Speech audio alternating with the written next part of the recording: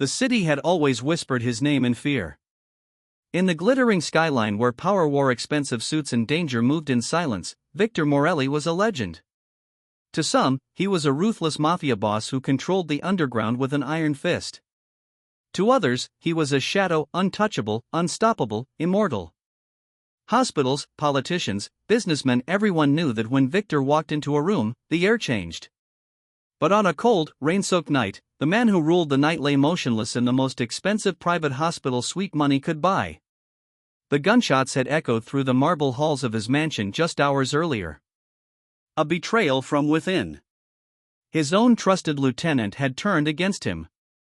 By the time his men rushed him to the hospital, Victor had lost too much blood. Surgeons worked for 6 relentless hours under blinding lights, their hands trembling not from fear of failure, but from fear of him. Yet even fear could not command a dying heart to beat. At 2:17 a.m., the lead doctor stepped back, removed his gloves, and gave the final verdict. Time of death, 2:17 a.m. The machines were silenced. The guards outside the room stiffened. The empire had fallen. Word spread through the corridors like wildfire. Some wept. Some panicked. Some secretly celebrated. Inside the room, Victor lay pale and still, his powerful frame reduced to fragile flesh. The doctors laughed. The nurses whispered. Eventually, only one staff member remained to clean the room before the body was transferred to the morgue, a poor maid named Elena. Elena was invisible to people like Victor. She scrubbed floors, emptied bins, and kept her head down. Life had never been kind to her. A widow at 26, she worked double shifts to care for her 2-year-old son, Matteo. That night, she had no one to watch him, so she carried him along, wrapped in a faded blue blanket, hoping he would sleep in the corner while she worked. The room felt heavy as she entered. Even in death, Victor Morelli looked intimidating. Elena swallowed her fear and began wiping the counters. Matteo stirred in her arms. His big brown eyes blinked open, curious and innocent. Before Elena could stop him, he squirmed free and toddled toward the hospital bed. Matteo, no, she whispered urgently. But toddlers do not understand power, fear, or death. Matteo reached the side of the bed and looked up at the still figure. For a moment, the room was silent except for the faint hum of distant machines. Then, in the pure, unquestioning way only a child can, Matteo lifted his tiny arms and grabbed Victor's lifeless hand.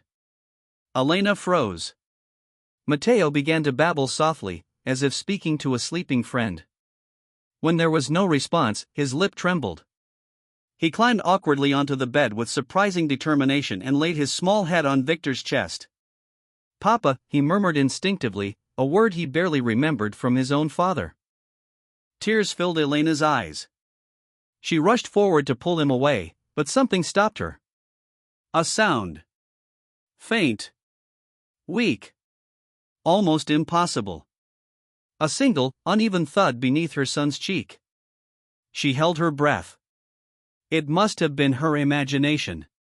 The doctors had declared him dead. But then Matteo shifted, pressing his ear closer, and the smallest flutter echoed again. Elena's heart pounded. She leaned closer, her trembling hand hovering over Victor's chest. There it was. A heartbeat. Slow. Fragile. But undeniably there. "Elena, to emergency," she screamed, her voice breaking the silence of the corridor. Nurses rushed in, followed by stunned doctors. They checked the monitors again, disbelief written across their faces. Against all medical certainty, against every law of probability, Victor Morelli's heart had begun to beat. "Get the crash cart. Now!" The room exploded into chaos once more. Defibrillators charged. Oxygen masks secured. Medications injected. Through it all, Matteo refused to move.